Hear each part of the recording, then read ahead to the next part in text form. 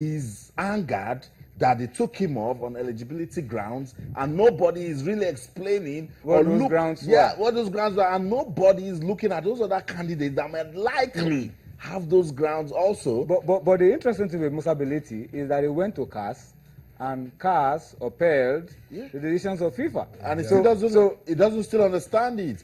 The man is saying that it's almost a shame for Africa to come out publicly and say they're going to support the sheikh. And he says, with what he knows and his findings, that most of the votes from Africa will go to Prince Ali, and then the second most of it will go to Gianni Infantino. And he says he knows what he's talking about, because there's already rebellion in CAF that the supposed CAF that think they're a family, they're not going to give block. How many dissenting voices have you had in CAF?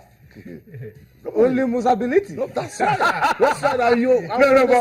But you know, Tunde Adeola can explain some things to us. He's on the ground there, and he knows what is going on right now as we speak. Exactly. He is saying something that maybe you didn't pick it out when he was saying it. He says there's a method through which they will make sure you fall in line, and if you are discovered not to have fallen in line, but you will not There's be. a reward. No, you will not be discovered. You will not be discovered. Austin? It will be difficult to him because everything, all is not well with African football. No. I mean, the ballots. The ballots. They can know that this is Femi's ballot. Femi didn't follow the consensus. That's the politics. Yes, you know, that's what Tunde was trying to explain. That he doesn't know, he's not sure, he doesn't have any evidence that there is anything like that. But you know, in Africa, everybody likes to fall in line. But Beliti is part of the system. Yeah, but Beliti says this is scattered house. Anything can still go. From time immemorial, Beliti has always been on his own. But the other guys have stayed on one side. But it's going to be interesting to see how these things will pan out tomorrow. If indeed most of those votes will not go to the guy that CAF has nominated, and goes to the other guys. It's all part of the game. And Infantino too, a strong guy. You know, his precedence with the former FIFA president and of course UEFA. You know, and they are, and the fact that the bloc, the European bloc, is behind him makes him very powerful. Exactly. And who says they can't sway in the, even no matter how small the CONCACAF is, and yes, there will always be rebels. You know, even in CAF. You know, who says they can't? You won't get 100%. That's what Beliti is saying. Guys from the AFC. But guys, I know one thing for sure. Tonight is the election night. The elections are taking place tonight.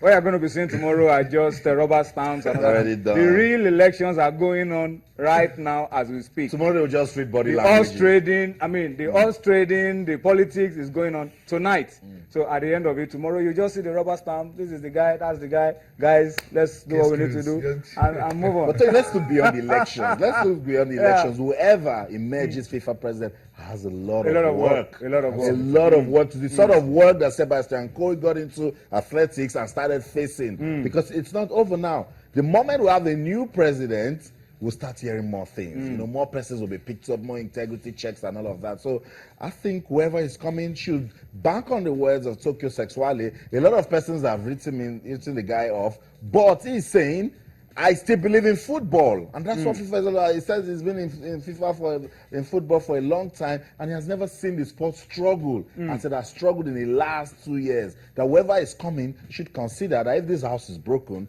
let's not break our football. He has a lot of first mending to do. All right.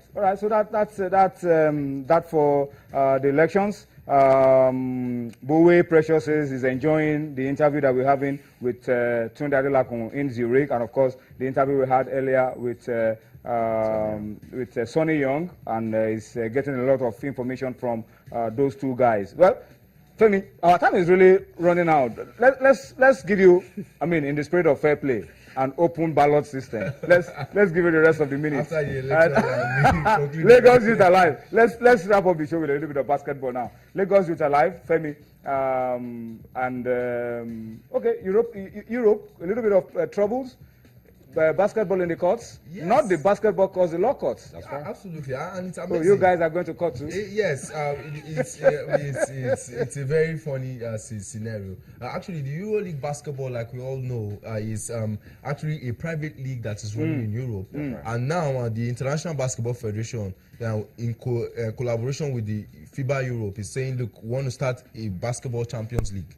just like and that will take the shine of the EuroLeague. And that will take off the shine of the EuroLeague. So the EuroLeague is worried that you guys can't just come up and start, currying or start persuading, federations, players, and even officials, into stopping them from being a part of their own competition. But FIBA has legal grounds in terms of the fact that they control basketball around the world, and they are trying to also move in the same line with FIFA.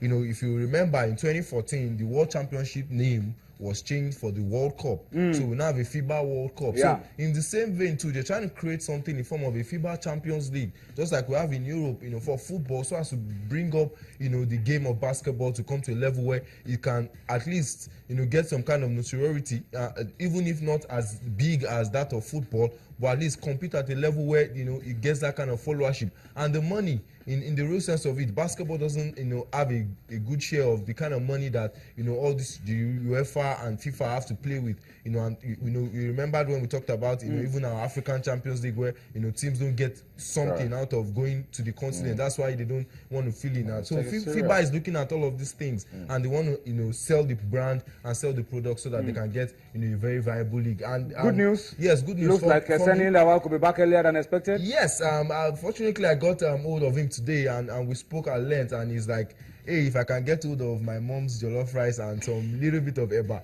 maybe in the space of 8 weeks, I should be back. And the timetable from the doctors have revealed that it could be back as early, as 8 weeks, instead of the 3 months, which was speculated he will be out for. So they still hope he'll be back, before the end of the EuroLeague season, and of course the Spanish league. And coming back early will be good for Nigeria as well. Our preparation, ahead of the Olympics, for the Olympic Games. But the timetable, give or take, it should come back around May, which is still good because we have June, July, for him to, get back into full throttle, so he can join the national team, in Rio to see how well we can do. Even though we are not expecting a medal, but at least, try to win some very big games, and make a statement. Yeah, make a statement. Youth Alive, very quickly, as we wrap up the show tonight. Youth Alive, 21 games in 2 days. Wow. Across the age of 12 to 19. Fantastic stuff going on in Lagos. 3 centers. It used to be just look at the boys, young boys. This is the under 12. Kida, you see them playing at this level. Imagine this set of boys playing at least 3 times in one weekend.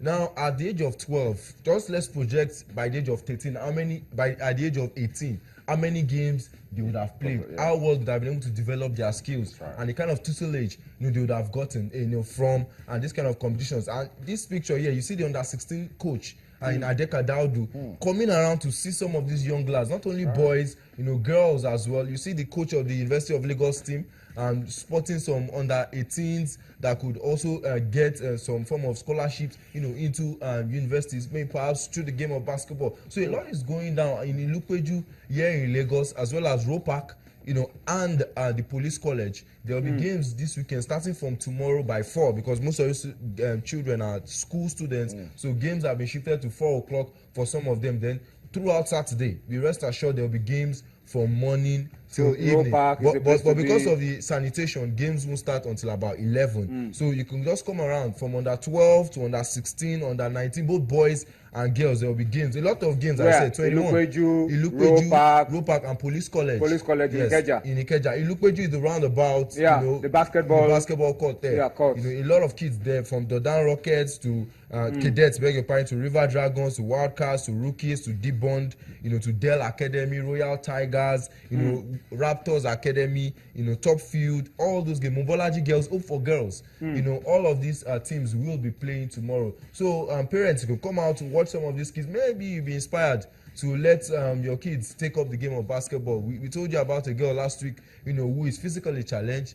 She can't speak, she can't hear, but she was invited to the All-Star game in Toronto, just because she can play basketball. And I'm sure her life has changed for a fact, and that's of family. All right, guys, I must say thank you to you for coming on the show tonight. As I wrap it up, let me just quickly give you the update from Old Trafford. It's half-time now, but guess what? It's United 0, Midtjylland 0. So Midtjylland are still leading 2-1 on goals aggregate. That's how it is at the moment at the Old Trafford ground. But guys, thank you. About this time tomorrow, we'll know who the new FIFA president is, hopefully, and we hope that whoever emerges as the president of FIFA will help to move the game forward. That's all I want. The watchword. You know, cleaning the game and moving it forward. Perhaps they should even change the tag. You know, cleaning the game. Cleaning the game. Yeah. All right. Yeah. 1-1. Okay.